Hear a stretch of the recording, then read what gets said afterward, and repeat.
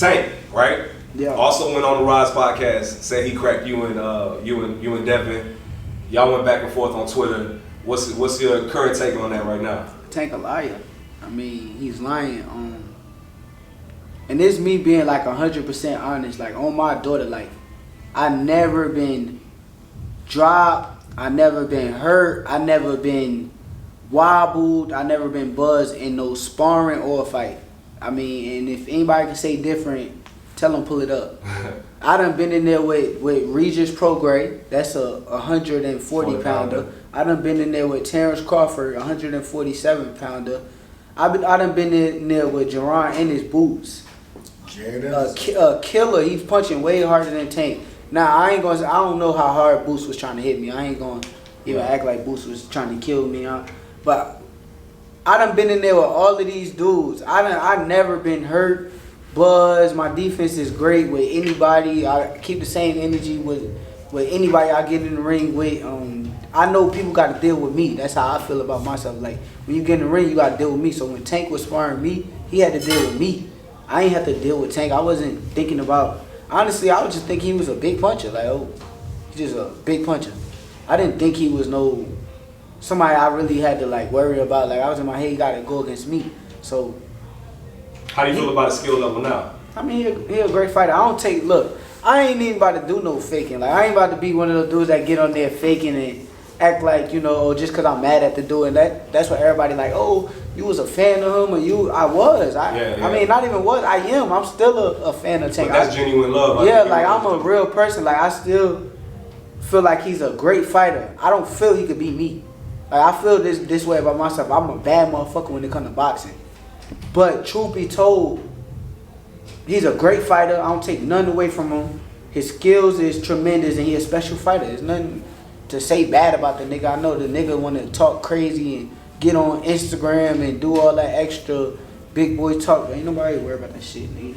When you fight me, he better do all that same shit that he doing. Do you think y'all could ever go back to what it used to be when y'all was actually cool, after all this stuff that just happened recently? Nah, fuck that nigga. I don't want the shit to go back to the shit. Yeah, you feel like lines will cross? Yeah, let's fight. At the end of the day, let's fight. It's boxing, so it's like you can get there and do all that damn rah, all that extra shit, but it's boxing, so it's like we gonna have to fight. So I'm cool. It's whatever, but I'm not gonna get on no camera and just be like, oh, nah, he's not that good. Nah, he's a great fighter. It was good sparring from both of us. He's lying with what he said.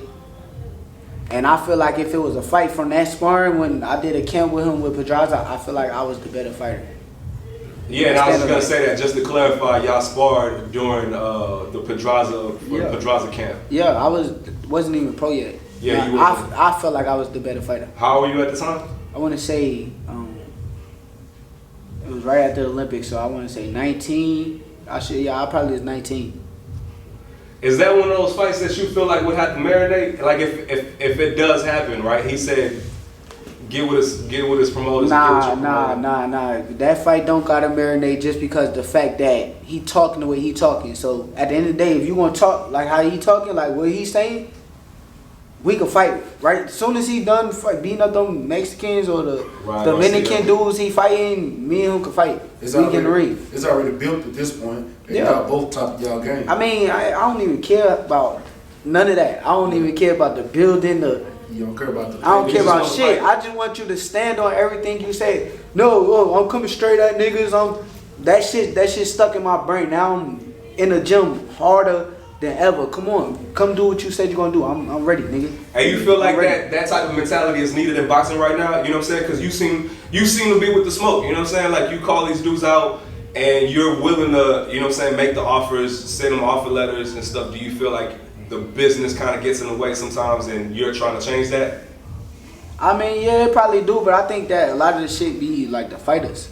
I think it's all on the fighters. I think that some of it do be the promoters getting in the way, but if you really want to fight somebody, at the end of the day, 9 times out of 10 it's going to be the fighter. You got a choice whether you want to say yes or no. You got a choice whether you want to go to your promoter, tell them to make this fight happen, and that's on the fighter.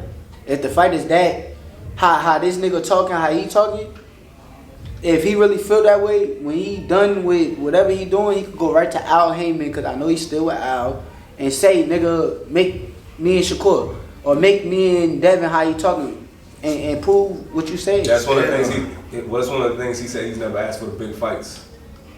I don't know. I don't know what. Well, you also mentioned that in your tweets where he said that. No. I know what he told me. Now I don't know what he's done. Okay. I know what he told me for sure, but I don't know what he's done.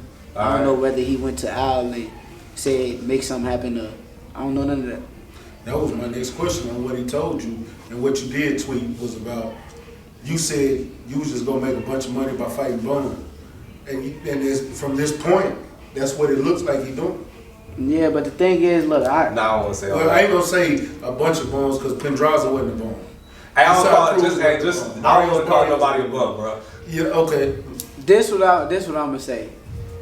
When I did all that shit with him on Twitter, I allowed him to take me to a certain level that I should never allow him to take me to. So I feel how I feel about that nigga. Like I want to fight at the end of the day. I don't even want to keep talking. I want to fight. But what I did with all that shit on Twitter and me and him going back, I should never did that, because I done matured over the years. I done got a lot better than what I was at 18, 19 years old. I'm 25 now. I got a daughter, all that kind of shit. So when I allowed that nigga to take me to a certain level, I don't even want to even talk about what the nigga said. I think all that shit is just like gossip. Yeah. All gossip, because at the end of the day, it's about when me and him fight. That's all that matters. It's about what you say. Niggas know I'm coming, and how you talking, like how big he trying to talk, and it's all about that. Other than that, I don't even want to talk about like the gossip or what he said. That's me dumbing down to that nigga level where I shouldn't have even done that shit type shit. So